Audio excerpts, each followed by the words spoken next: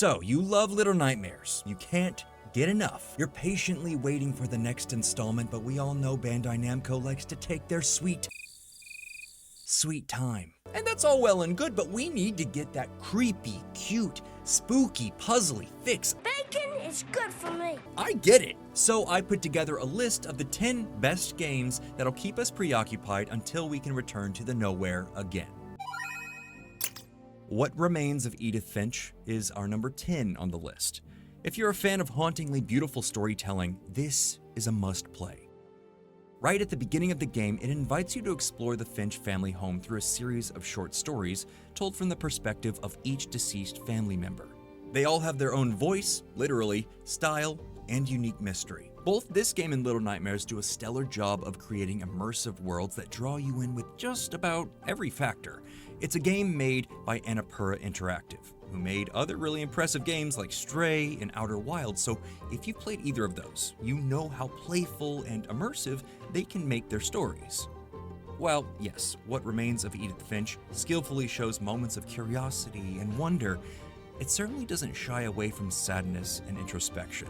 The wide range of emotions this game displays left a lasting impression on me. It doesn't have the platforming or puzzle solving, but if you're looking for another game that highlights storytelling and exploration, this is the one for you. Brothers: A Tale of Two Sons is a huge yes for me. This is a remake of the 2013 game of the same title, which won multiple awards, and I don't want to give away too much, but it's about two brothers on an epic quest venturing out in a rich fantasy world to find a cure for their dying father. Just like Little Nightmares, this story is given to us without dialogue, and I swear it draws you in.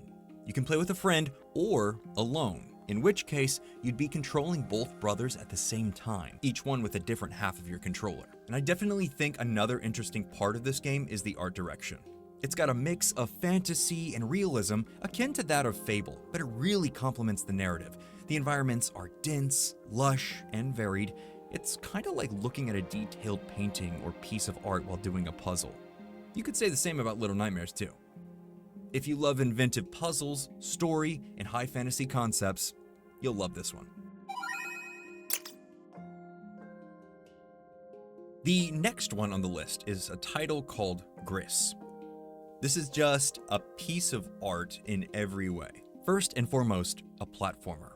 One that is visually stunning, emotional, and it tickles the ears too. In this game, you play as a young woman named Gris. You navigate through, at first, a colorless world of sorrow. As you progress though, you gain various puzzle-solving abilities as you float through this game, and this dreamlike world around you slowly regains its color.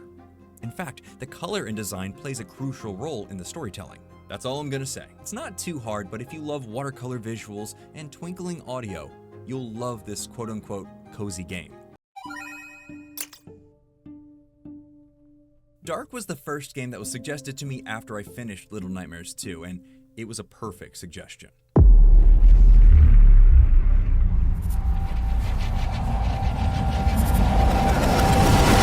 It's another psychological horror puzzle game that takes us on a journey through surrealism in a dreamlike world.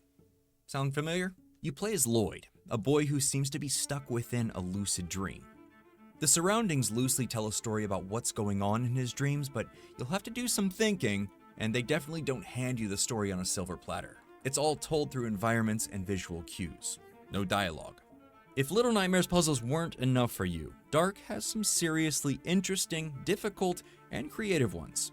Lloyd travels through 7 different dream locations, and the only way through is by manipulating their environments and defying the laws of physics. And I can confidently say it will always benefit you to think creatively when trying to figure out these puzzles. I mean, honestly, the art even throws us back to the nowhere. Dark is a blend of psychological horror and mind-bending puzzles. This one is definitely a standout title. A devilishly playful interactive story/game filled with dark humor and a suspicious narrative is the weirdest and best way that I can describe this game. You play as a little girl, Misfortune Ramirez Hernandez, and she's not so lucky, but nevertheless naive and imaginative. She's on a quest to find eternal happiness for her mother, but is only led by a disembodied narrator's voice. Welcome to my game. Riding the line of unsettling and fascinating, this game is the epitome of charm. It's dark, yes, but misfortune has this positive outlook on so much. It's legitimately hard not to love her whimsiness, and the humor in the game is next to none. It brings along a story that keeps you asking questions and feeling all sorts of feelings the whole playthrough. It's dark, but not too heavy, silly, but not too cheesy, cute, but no, it's actually really endearing. Although this next game is a first-person adventure, it still finds a way to deliver that Little Nightmares taste.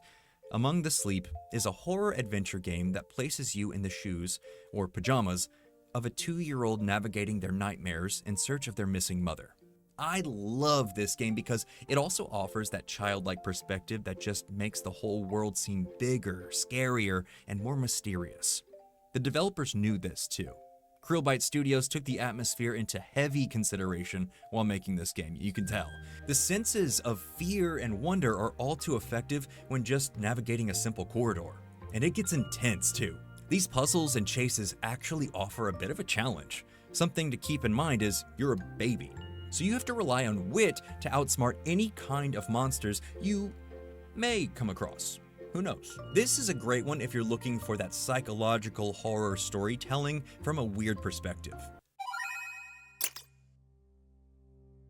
Never has being an insurance investigator been so much fun. In Return to the Obra Dinn, you're just that, and you're using a magical pocket watch to uncover the fate of this ship's crew. You have to use the pocket watch to relive the very moments before a crew member's death and play detective in this monochromatic world. It takes a moment to get used to, and it has a lot of reading and research attached to the story, but it's such an experience that I never had I really didn't mind. The art only enhances this journey too by creating such a unique atmosphere. If you're really into lore, deduction, and monstrous puzzle solving, Return to the Obra Dinn is perfect. Bramble, the Mountain King, has got to be one of the most beautifully crafted worlds to explore in this realm of video games. This Nordic folklore-inspired adventure sends you on a journey as a young boy trying to rescue his sister from the clutches of evil. These locations are especially cool because you are so tiny, so all the obstacles are seemingly small but huge to you. Jumping toadstool to toadstool, navigating tree roots, or climbing your way out of a muddy bank is a life-threatening task. As you can see, the art direction for this entire game looks like it's straight from one of those old fairy tale books like the original Alice in Wonderland or something, and it keeps that energy in different forms all the way through. This, in reality, is the closest on the list that you'll get to another Little Nightmares experience. Personal opinion. Because now don't let the whimsiness at the beginning fool you. It gets dark, and honestly very scary and intense at times. We all know Five Nights at Freddy's, a game famously known for its suspenseful atmosphere and freaky animatronics. Into the Pit doesn't shy away from any of those things. But with its new installment that invites survival, horror, and puzzle solving into the mix, it also changed how I view pixelated games as a whole. This 2D adventure transports Oswald, a 10-year-old kid, back in time where you run, hide, and hopefully survive this pixelated world to uncover a little more truth to this legendary story. Oswald has to save his friends, himself, and both universes by traveling through time. You probably don't need too much convincing for this one, but I do recommend. Before we get to the number one, I wanted to catch ya and say thank you for watching to the very end. Please like and subscribe, it helps so very much. Without further ado, number one. Indica is one of my top favorites on this list. Not only because it scratches the itch of a Little Nightmares experience, but it delivers a perspective and grit that is rarely seen in video games, if ever. You play as a nun, Indica, in a late 19th century European fictional town. I know, hold on, wait, I know that's crazy. You quickly find out no one at her convent likes her, and just as quickly, you find out why. Something is off about Indica, and the only way the player finds out is by hearing the very voice of the devil in her head. This game is such a wild ride. From the puzzles, to the music, to the camera angles, to the story, I honestly can't say enough good things about this title. It mixes a world full of folklore and supernatural, but keeps your reality grounded just barely through very real circumstances. You can tell they took a lot of care and creativity when making this game. It's a must-play for anyone who likes narratives. And well, hopefully those 10 games will hold you over until the next Little Nightmares comes out. Thank you for watching all the way to the end.